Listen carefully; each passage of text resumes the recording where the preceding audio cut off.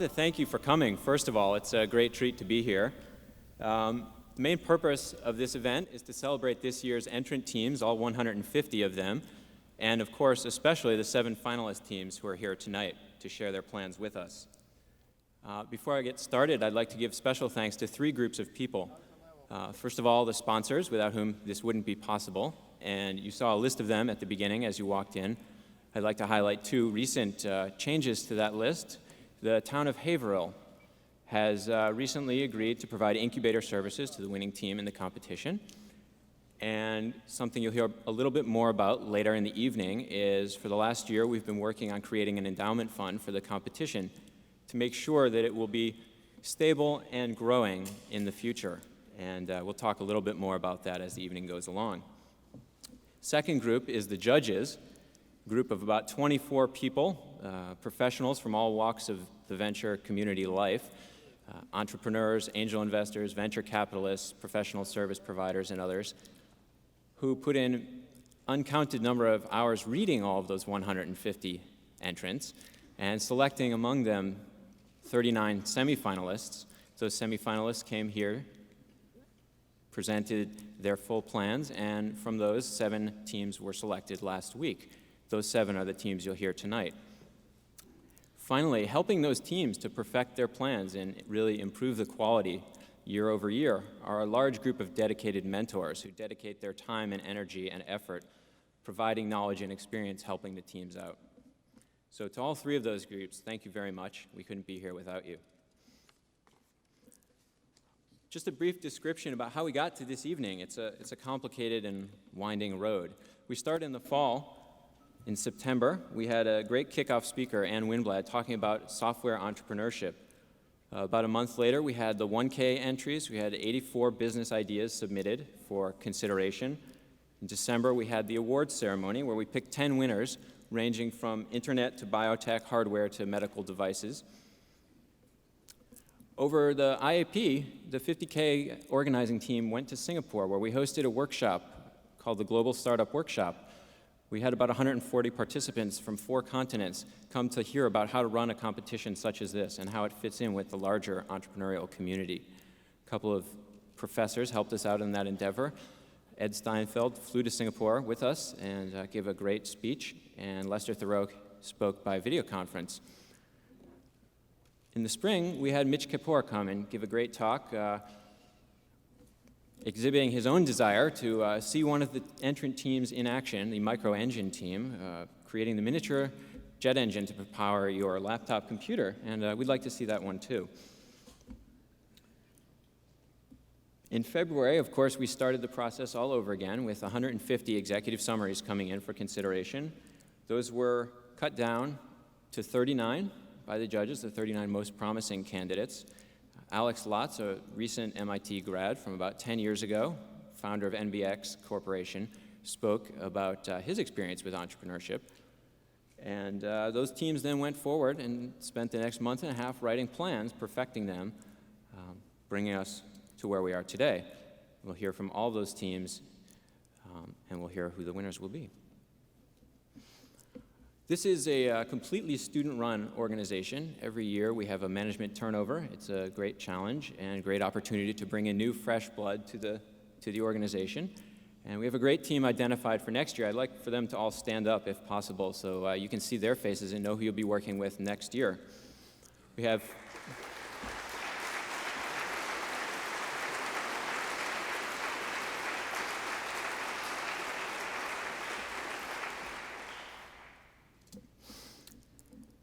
We often like to talk about the successes of our alumni, and in particular the fact that, although it may seem like a cliche, everyone who enters is a winner.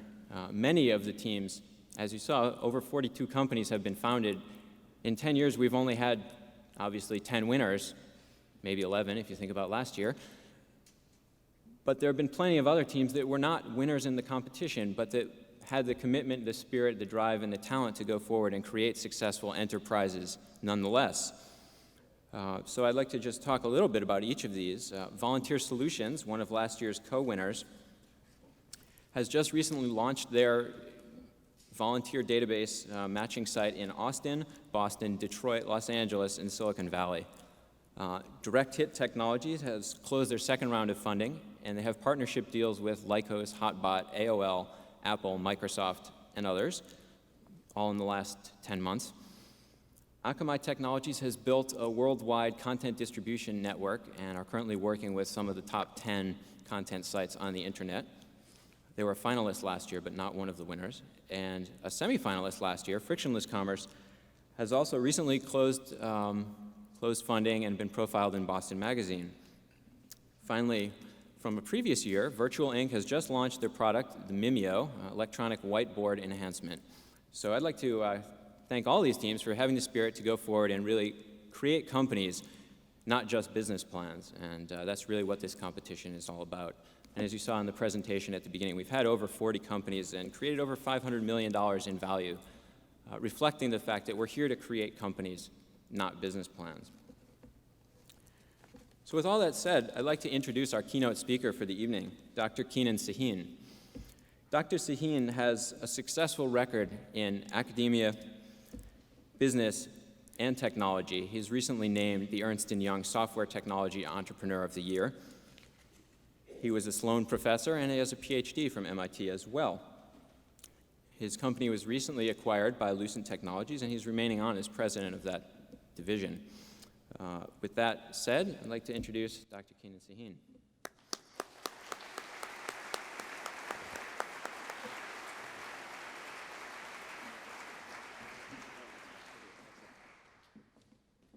It's a truly great honor and pleasure to be here, a place where I spent a lifetime. I came here in 1961, fully intending to leave MIT to go elsewhere, fully intending to leave Boston to go elsewhere.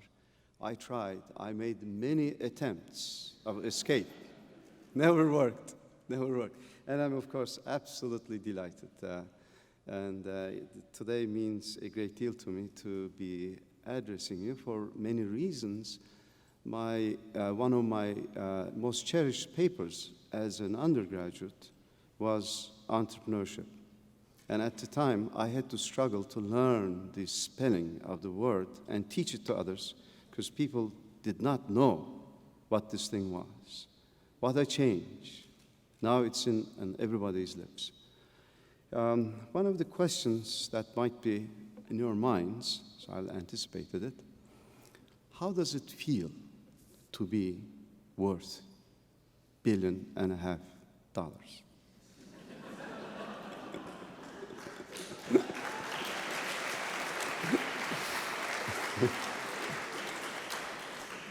My answer to that is, I really wouldn't know.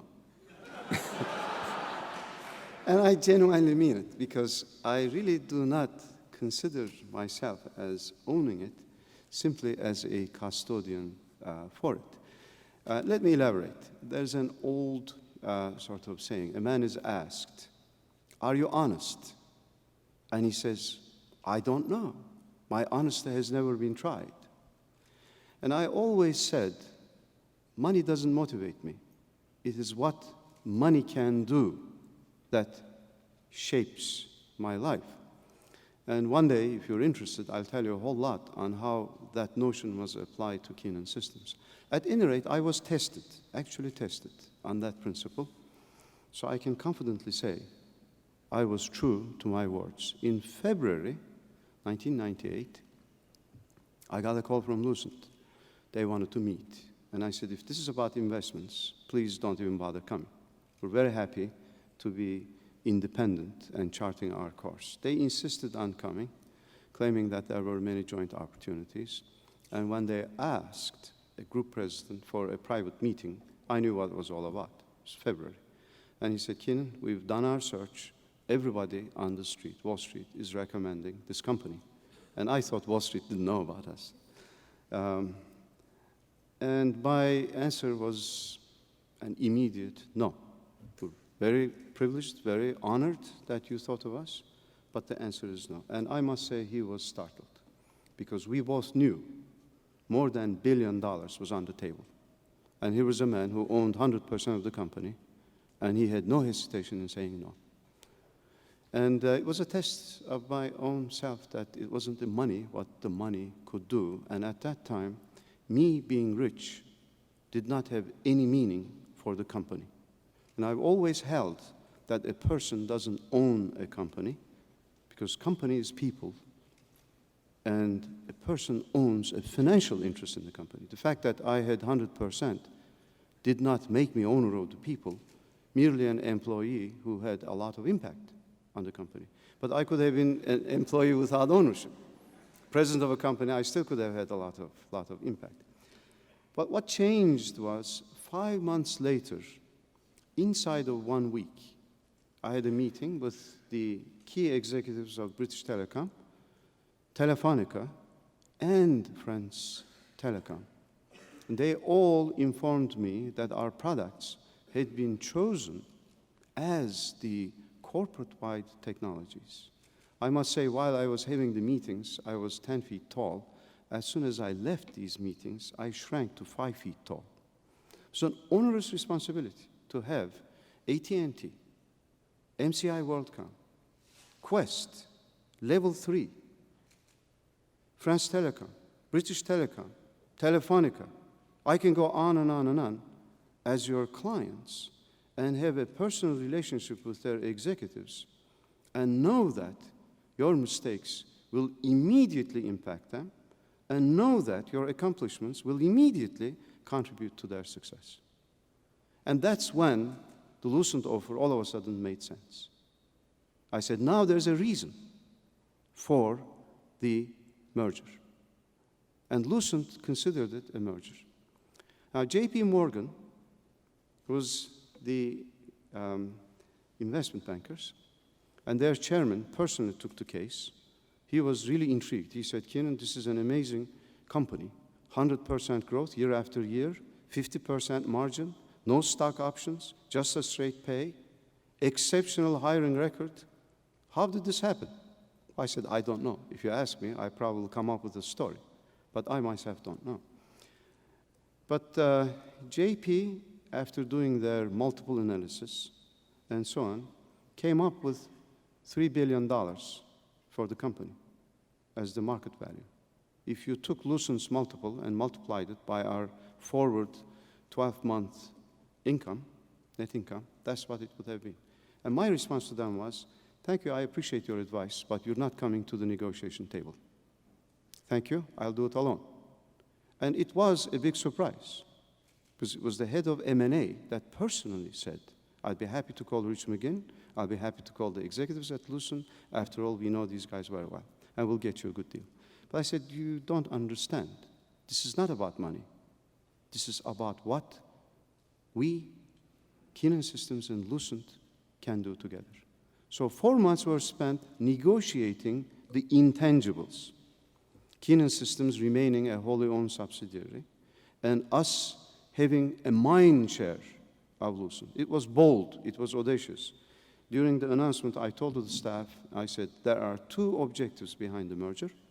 One is to make a huge impact on the software market. 2 is to transform Lucent. And I'm very pleased to say, those seemed almost corny.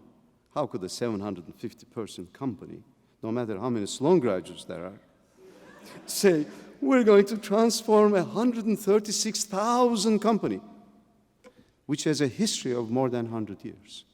But I have to tell you, we have already traveled fast down that path. Rich McGinn was in town yesterday. He talked our jargon. He talked our vocabulary. He talked of Kenan Systems models. And he said, and I asked him, I said, Rich, what did you think of this before the merger and after the merger? He said, Kenan, before the merger, it was getting the technology. And during the due diligence, we discovered we had much, much more than that. And now we're delighted. It is the models, it is the business practices, and it's how you guys have done it. And I want Lucent to learn from that and emulate that. I can't tell you how happy our people are. Now they are standing 10 feet tall. Now, how about me, personally? Well, I genuinely mean it when I say I merely consider myself custodian of that wealth to be applied to very productive, useful purposes. My real excitement is my role inside Lucent. I have 2 roles. One is to continue as the president of Kenan Systems, which I cherish, especially interactions with all the wonderful people, both from Sloan, rest of MIT, and Harvard, and Princeton, and Yale, you name it, we've hired them. But much more importantly, as vice president of software technology at Bell Labs. When that was told to me that I would be vice president of software technology, I really didn't pay much attention to it because, you know, I've done a lot of work for the financial institutions. When you go to a bank, everyone is a vice president. You wonder how these vice presidents get together and have a meeting with the president. So I didn't pay much attention to it. But it turns out Bell Labs, which has 1,200 core researchers, equivalent to academicians. They would be professors and assistant professors and so on if they were in academic institutions. 5,000 core people who do fundamental work, 20,000 people spread into the businesses. All told, about 25,000 people. And for all that, there are 8 vice presidents. And I'm very thrilled, very pleased, very happy to be one of them. Not only that, no one else covers software. And I have been given this onerous and exciting responsibility to impact Bell Labs and Lucent's software strategies, technologies, and so on. Am I up to the task? I was scared to death once I found out. In fact, I wanted to go to Dan Stanzion, who's the president of Bell Labs, and say, Dan, can I serve in this job for 1 week and then resign? So I can tell my kids, I worked at Bell Labs, you know, you don't even have to pay me for that week. But I did not lose my nerve, and I've already had many interactions. By golly, they are really listening to us. We're already absorbing a great deal of technology, software technology, and one of my additional missions is to act as a link between research universities and Bell Labs. We've already started that. We had a wonderful meeting with Bob Brown. Tom Magnanti was my former colleague. He's the Dean of Engineering now.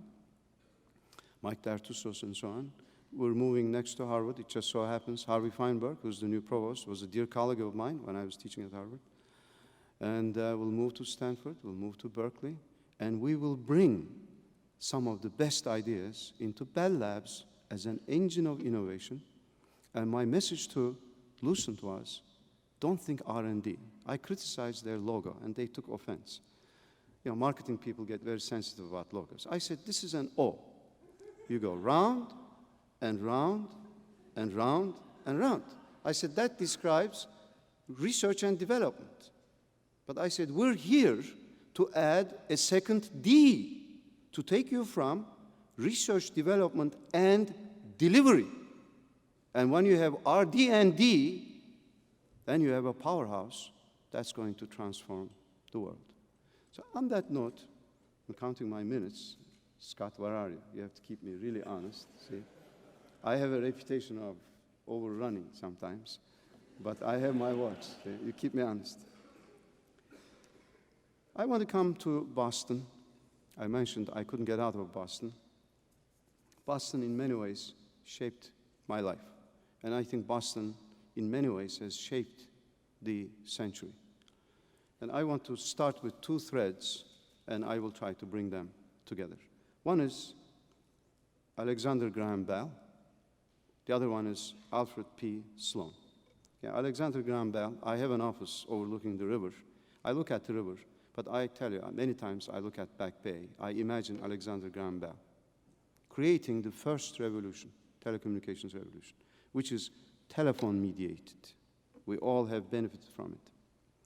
But the second revolution has come to communications, and that is computer-mediated communication revolution. See, when I came to MIT, I was just like anyone else, enamored with computers, and I thought I was in the hub of the computer revolution. Only later on I realized that no, we don't have a computer revolution. We have a computer-mediated communication revolution. Why? Because it's that computer-mediated communication networks that have turned into knowledge-storing networks. And I take pride, Dr. Bob Rines is in the audience, he remembers me, in 1969, going to him with an idea, how to connect millions of computers together without a central switch. And I was almost laughed out of Sloan for that. Because in 1969, there were going to be 5, 6 computing centers, and we were going to timeshare. My proposal was, let's connect millions of computers together, and I got patents all over the world, which I did nothing with. But I'm very happy that the vision of 1969 has evolved into the knowledge storing networks of the 1990s. I even went to BBN. Bob, again, will remember, he took me to BBN. They said, Kenan, we don't have any use for ideas that connect many, many computers together. We're just trying to connect 10 computers together. And now BBN, of course, claims to have, anyway, I won't get into that. But what Alexander Graham Bell spawned, he probably didn't know it, was Bell Labs.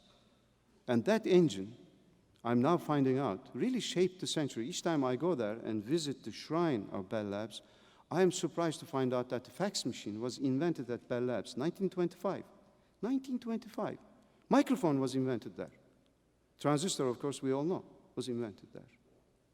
And it looks like our lives were shaped by what happened at Bell Labs. But now we come to the second revolution. And I'll come into Sloan and connect the two. To me, Bell Labs represents innovation engineering. I think they have mastered the art of injecting engineering into innovation and taking it from sort of a whimsical idea into something that is cogent, that is dependable, that can do something. Now, Sloan, why did I talk about Sloan? I came to Sloan School in 1961 as an unsuspecting undergraduate, and I was thoroughly disappointed. I would take a course at electrical engineering and marvel at the cogency, the delivery, magnetism, and I'd come back to School of Industrial Management. This was before Sloan. There was mass confusion. Courses were incoherent. We would be given notes with spelling errors, mathematical errors, would have to raise our hand and correct the instructor. I was very disappointed. What I didn't know was I was witnessing a revolution, a true revolution, and I verified it later on. Most of you probably don't know that Harvard followed, and still follows, the elitist model. You bring very bright students with very bright teachers together, and you make teaching happen. MIT, I understood from Howard Johnson and others that I talked to later on, said, we cannot teach management because management is a set of values, but we can teach management technology. And what was happening at MIT in the early 60s was pulling management technology together. That's why these guys were confused, because they were writing it as they were thinking it. And we poor students were trying to correct them. And it was MIT, among others, that packaged the business education. And it became eminently exportable. I remember in 1960s, our friends in engineering used to call us money engineers. But what they didn't realize, what the world didn't realize, was MIT was inventing business and organizational engineering. By golly, when those two things come together, innovation engineering and business and organizational engineering, it's an explosive idea. It's no wonder that we exploded the business school population in the 70s. MBA became the golden education, and many places on this earth could take advantage of it, thanks to MIT, and thanks to Stanford and Harvard and so on. But MIT, I think, saw the path. Engineer the business process. Engineer the organization. When people talk of MBAs, I say, no, we don't hire MBAs. We hire organizational engineers. That's why I think the American business was fundamentally transformed. Because in the late 70s, we had already jumped to 100,000 MBAs coming out to change and so on. Now, I feel truly privileged, truly rewarded, because I had the joy of being a professor for 17 years, starting in 1967, as an instructor thrown into the paws of Sloan Fellows. Tom Hill told me, do you want to teach Sloan Fellows, Kenan? I said, sure, Tom, Tell me whom to teach, and I'll do my very best. I walked into this classroom, 26 years old, working on my doctoral dissertation, thin as a needle, and I walked in, and no one would pay any attention to me. And I looked at these guys. There's a bunch of old guys, really noisy too. So I said, excuse me, the instructor is here. I could hear the pin drop. They thought, of course, I was the TA who had come to erase the board. Well, I learned a great deal from the students, and I immediately declared myself a student of the subject, never the professor. At any rate, I think I have been either rewarded or punished, because after 17 years, I was forced into practicing what I was trying to teach. I can't tell you how exciting it is to discover how many mistaken thoughts you taught in the classroom. I felt like sending out recall cards. Will you please, class of 1972, come back? Can I revise that opinion? And not only that, but 1984, we recruited, as a small company, 6 MBAs from Sloan, organizational engineers. And my reward or punishment was to practice business with some of my very students. And it's an eye-opener. It really is an eye-opener. And we grew the company to about 800 when the merger with Lucent happened. Now I look forward, and I believe I have my true career ahead. All of this was preparation. All of this was really practice. So I feel like a doctor. You ask them, you say, what do you do? They say, I practice medicine.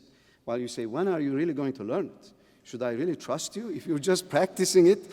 And so on. And I feel, in a genuine sense, here I am, 58 years old, and every year I have been practicing for what is ahead, which is to bring innovation engineering, as is the case at Bell Labs, together with organizational and business engineering, to push ahead and be a change factor inside Lucent and help transform Lucent into the software company of the next decade. And for me, that's what entrepreneurship is all about.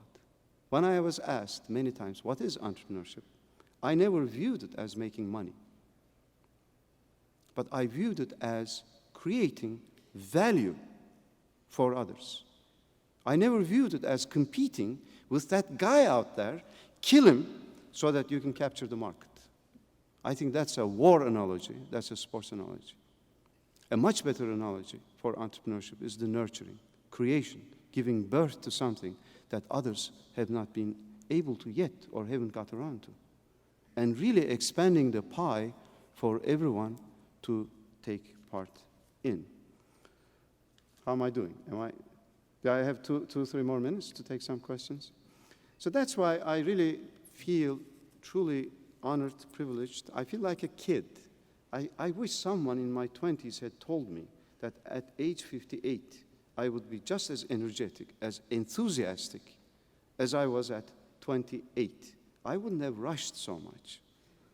I would have taken some time and enjoyed the wonderful halls of MIT and absorbed much more knowledge, would have become much more of a student. So I will tell you, young entrepreneurs, the spirit of entrepreneurship, which is the ability and the opportunity to expand the value on this globe, just doesn't seem to end.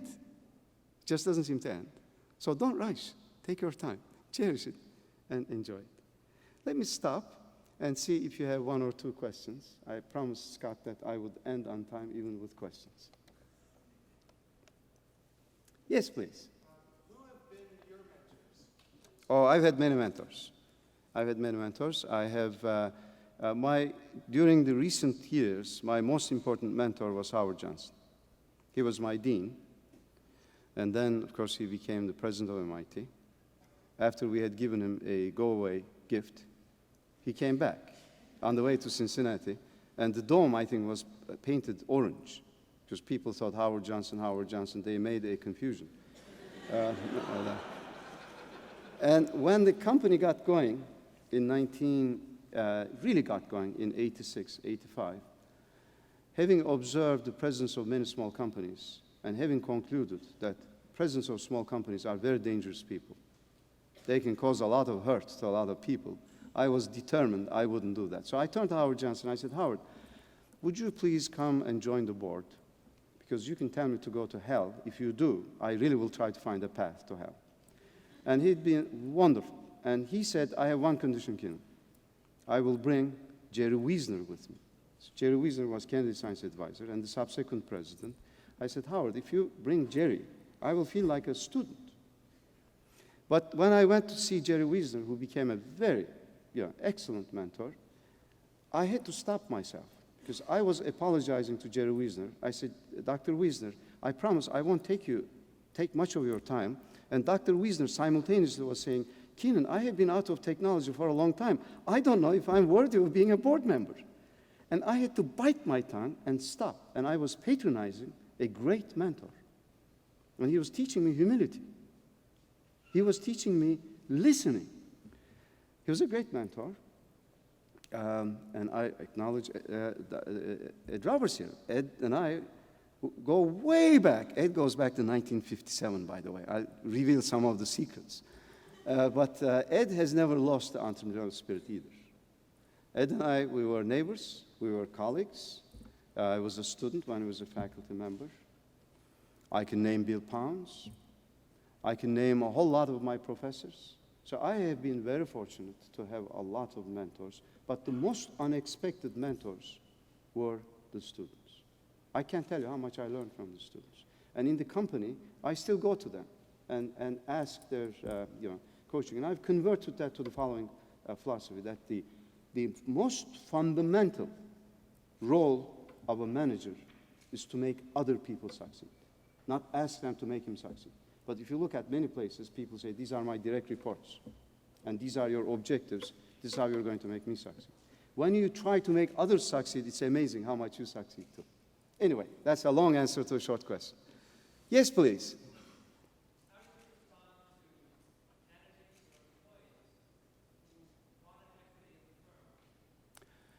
Well, they actually did get it, interesting enough, because as part of this arrangement, which was very exciting negotiations and this and that, everybody got Lucent options.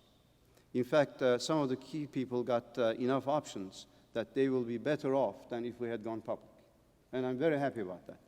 But way back when people were coming to us, and our recruiting record has been excellent, I was very honest, very open with them. I said, you will not get any equity here. For a very simple reason. We're not in this business to make money, but to apply the money we make to make a difference. If that's what you want, this is the company. If you want to make money, here's how you can make money. We'll pay you above market. You take the difference and invest it in a company that most likely will make a lot of money. And I can't tell you how many people responded to that. In fact, one person came back and said, I discussed this with my wife. My wife said, that's really astute advice. Why would you want to take two chances on the same company? For your salary and also for your future salary. See, many times companies don't give equity and on top of that pay you above market. The reality is one expects the market to make up the difference. That's a good model. I'm not knocking it down. But the alternative model also works. Because there are plenty of people who want to get a good pay, take a portion of it and invest, and work to make a difference rather than to make a lot of money. It's a different model. So that's how I responded, and a lot of people responded to that. Any other? Thank you very much.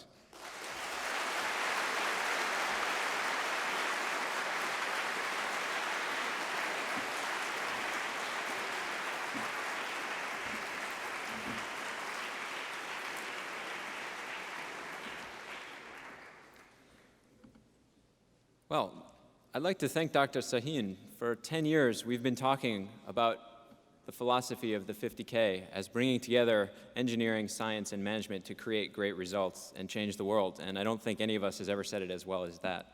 So thank you very much.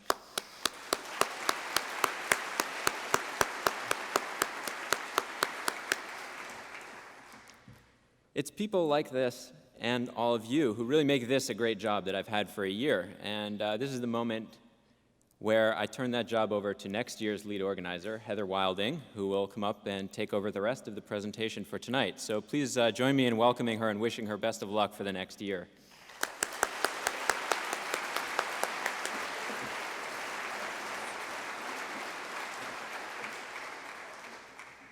We have now reached the part of the evening where we will hear from the 7 finalist teams. The 7 finalist teams are AdventureBazaar.com, Crossgate, eDental.com, JustinZyme, Molecular Aware, VectorSense, and Z2 Corporation. We will proceed through the finalist presentations in alphabetical order, and each team will receive 10 minutes. AdventureBazaar.com.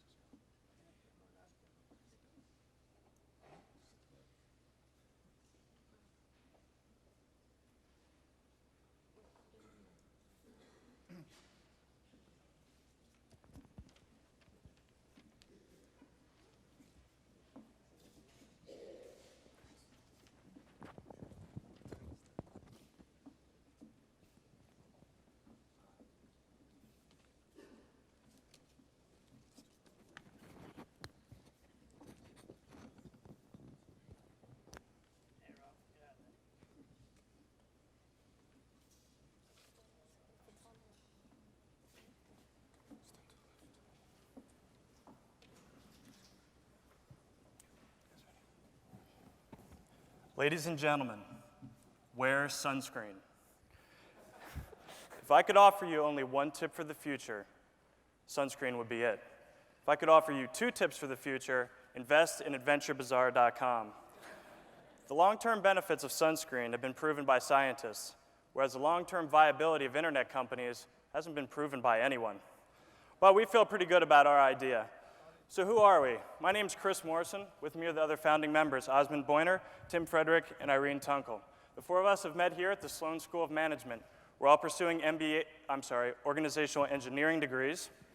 We come from various backgrounds, from consultant to design engineer to project manager to even a banker. We're bound together by a love for adventure travel. So what is AdventureBazaar.com? AdventureBazaar.com is an online travel agency that caters to adventure travelers. We operate through a community-centric website. We provide peer referral information and one-stop shopping for our customers. But what's the heart and soul of our company? What makes us different? Well, we're a community, not a company. Basically, all 4 of us have done adventure travel. Anyone you talk to who's done adventure travel is extremely enthusiastic about this. Whenever you talk to someone who's extremely into kayaking, they will keep you up all night telling you everything they know about kayaking. We want to tap into this enthusiasm. We want to create a reliable, up-to-date database. We want to use this database to harness everyone's information that they have about this to consolidate the industry. We want to provide up-to-date information and use this to aid in the planning and purchase of adventure travel. Actually, there is a great market for adventure travel, especially for the adventure travel online travel agency. Currently, online travel sales constitute as much as 40% of all online e-commerce revenue. But this number is going to reach 7 billion by the end of 2001. As for the adventure travel, it is the fastest growing segment of all the travel industry. It grows by as much as 25% per year, and over the past 5 years, more than 92 million Americans have taken an adventure travel vacation. So who are these adventure travelers? Who are the main players in this market? Well, of course, adventure travelers and adventure service providers. Adventure travelers are adventuresome people who like to take active vacation. They pursue such activities as kayaking or mountain biking, whitewater rafting, and they go to the most remote corners of the world. Currently, it's extremely difficult to plan an adventure vacation. It's hard to find guides. It is difficult to make all the travel arrangements. As for the adventure travel providers, they are scattered all around the world, and they don't have resources to reach the customers. What Adventure Bazaar will do, it will bring all these players together. We will create a virtual meeting place for adventure travel providers and adventure travelers, and we will make adventure travel planning much easier. So the services we plan to offer for adventure travelers consist, as Irina pointed out, consolidation of planning. As she said, that it's very difficult to plan an adventure travel vacation. It takes a lot of time and a lot of research in conventional means like guidebooks and websites and things like this. We plan to provide not only access to adventure travel services, but conventional services as well through conventional databases such as Sabre. We plan a consolidation of information through the community that Chris talked about. A consolidation of information, things like travel logs and discussion groups, a place where adventure travelers can meet and find out about new places to go and new things to do. In addition to that kind of free-form pictures and text kind of information that they can delve into, we plan to consolidate the information in a customer rating system similar to a Zagat's, except for adventure travel, where Zagat's rates restaurants all around the world. We will provide the same kind of easy-to-use, easy-to-index, easy-to-search ratings for adventure travel service providers. Every traveler that books with us will also receive complimentary travel services. For instance, a individually designed packet containing information about their specific trip, things that they need to know sometimes months in advance, things like shots that they'll need, documentation that they'll need, the political climate of the places they're visiting, emergency numbers, and who to contact during their trip. On the other side, we also offer services for adventure travel service providers. These are also customers, but they're also our suppliers. They're the product that we'll be booking through this site. Like I said, booking services, we'll be offering payment collection services, advertising for them. These are services that don't have a lot of resources, that don't have a lot of ways to reach the customer in the United States and all over the world that they need to contact. These things and others will create a constellation of business management tools for these companies to better plan and smooth their business. Oh. When it comes to earning money, that wasn't a silence. We know how to earn money. When it comes to earning money, we'd like to follow the path of a traditional travel agency. We'd like to charge commissions on booked travels. However, we've identified one point which can work against our strategy, and that is charging for our websites. Well, we're not going to charge. It's going to be free for any user on the web. It's going to be, everybody's going to be able to enter it. And we've identified two main reasons for not charging. Firstly, as we've explained before, our suppliers is our customers. So they build our content. Hence, we can't discourage them to come to the site. And number two, as a reason, we want to use our customers as advertisers. We believe the word of mouth will be the main promotion channel for our website. Well, is this business going to be sustainable? That's a question. Well, on our strategy, we've identified three main core competencies. Firstly, we believe that community and the content we create will be difficult to replicate. Secondly, as a brand name, we want to promote a reliable and objective information content provider. And as a third, on the operation front, we want to build supplier relationships that will not be replicated, or if so, will be very time costly and also costly to replicate. In conclusion, I would like to say we're just not just another .com company. We have identified top 5 reasons why we don't fall in this category. Firstly, we're not simply a bricks and mortar company that has moved its operations into the internet. We are not Amazon.com, we are not BarnesandNoble.com. We see the internet to be our central issue. If the internet doesn't exist, we cannot bring all these fragmented players together into a virtual market. As a reason number 4, we aim not to have a capitalization as high as Russia. As number 3, we actually aim to make a profit, and we aim to make this profit without selling pornography. Yes, that's a good note. And finally, or perhaps first, we'd like to, we don't even have a clue how to spell IPO. So, thank you.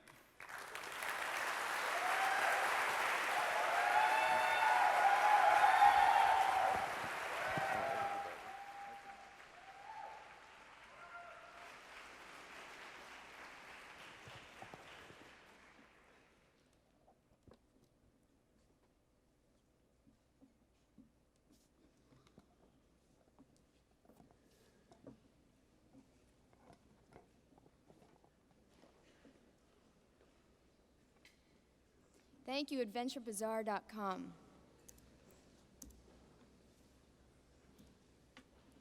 We will now hear from Crossgate.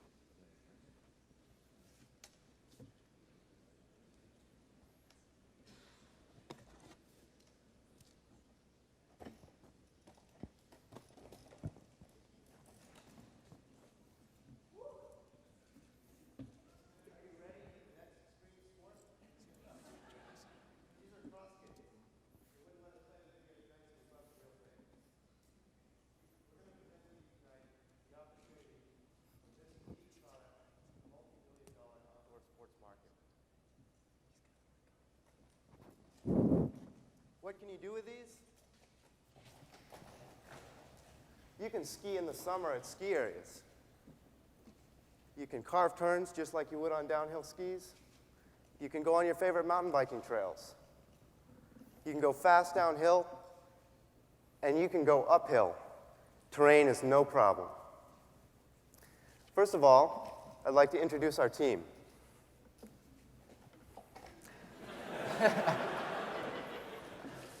This is Sam Hartwell. Sam has 2 years of CEO experience at Bestman Green Systems, a bioengineering firm, and he has an MBA from Yale. This is my brother, Matt Page. Matt helped develop the core technology of the Crossgate, and he's currently a master's candidate in product design at MIT. And this is Shuja Keen.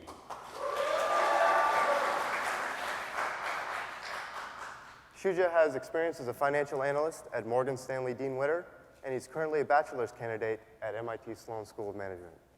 And I'm James Page, the founder and president of Crossgate. And my relevant experience is that I started a product design company in Silicon Valley where I worked on a number of sporting goods products, including one called the Freeboard, which is a hybrid skateboard-snowboard.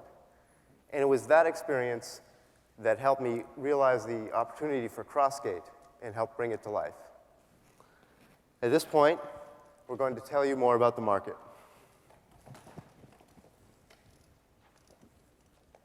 The outdoor sports market is filled with examples of crossovers between summer and winter sports. For example, inline skating was really invented as a way for ice skaters to skate in the summertime. And snowboarding, a very popular sport, was conceived as a way to surf the mountains. But there really isn't a way to downhill ski in the summertime. Where would you go if you wanted to ski in the summertime? Maybe Chile, New Zealand? Yeah, right, maybe some of you VCs out there. What this is the poor man's ticket to Chile and New Zealand. All right.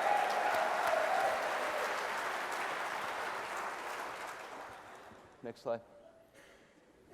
We've had over 50 users test our product, and they all loved it. Downhill skiers particularly liked it because it emulated the motion and the excitement and the challenge of downhill skiing. But we recognize that our market is made up of at least 3 overlapping larger markets. And like other crossover markets, we expect the growth of the market that we've targeted will outpace that of its parent markets. Now that we've talked about the market that we're identifying, Matt's going to explain how the product works. Thank you.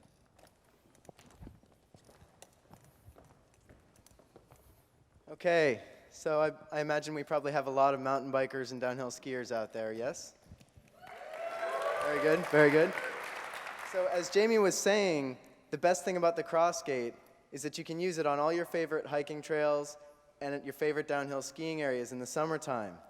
And you can carve turns just like downhill skiing. You can do that through our terrific steering technology. Now, I'd also like to point out that these wheels are a lot larger than rollerblade wheels, let's say, and what this helps you do is just carve these turns and take this terrain with the best of them. I mean, no holds barred. Anything goes with this stuff, right? Also, our skates are quite a bit longer than any of our competition. This gives us a lot more stability. You can go anywhere, do anything. These are terrific. And then lastly, we've got a mechanism that doesn't let you roll backwards. So you can actually go uphill as well as downhill, and it's no problem.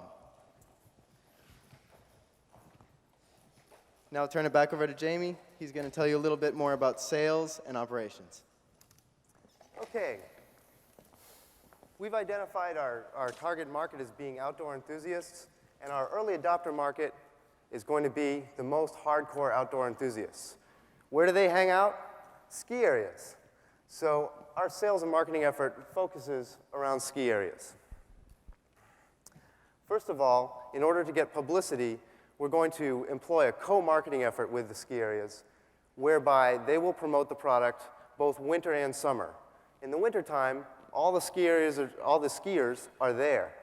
So they'll be seeing videos and other promotional events there, and they'll follow up in the summertime with demos and rentals, so you can try them out there. It's important to note that over 200 ski areas are open in the summertime for mountain biking already in an effort for them to try to create summer revenues, but they're still really hungry for another sport to create those revenues.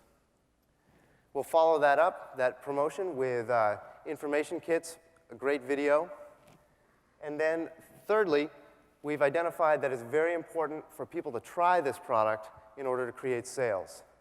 And to try it, again, at ski areas, people can go and try it in the summer, and then also we'll have a rep network set up across the country so that people can try it out even when they're not at a ski area.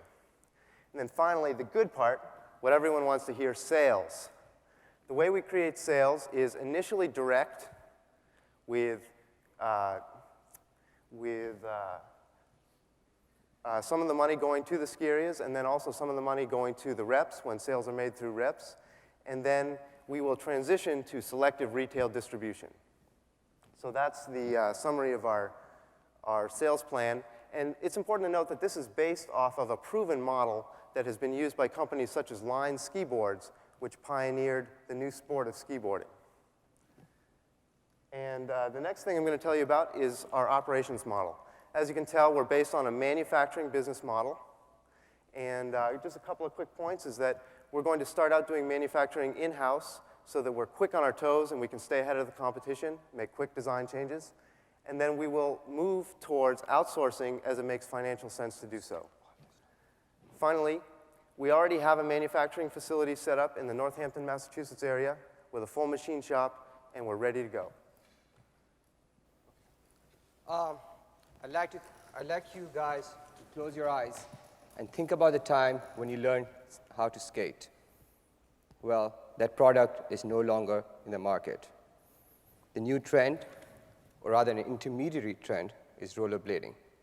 Yes, it is an intermediary trend, because soon the future is cross skating. And what will it take to bring these new cool products into the market? Well, we're asking for $1 million in 2 stages of funding. We project our 5-year unit sales to be over 40,000, selling at $399 a piece. Our sales revenue is over 18 million by year 5. Our break-even point is about 5,000 units. So this initial round of funding of $1 million, we asked for $500,000 in June of 1999. And upon completion of our milestones, namely matching our sales projections, getting ski resorts to adopt to our product, and acquiring new clients, we'd ask for another round of funding in July of 2000. Well, if you can't afford to go skiing during the summer in Chile, you'd buy Crossgates. If you're afraid of rollerblading and being run over by a car, like me, you'd buy Crossgates. And if you want the latest thrill in downhill skiing, you'd buy Crossgates. With that, I'd like to conclude my presentation today. And just to let you know, we will have the Crossgates available after the ceremonies tonight so that you can try them on. Thank you.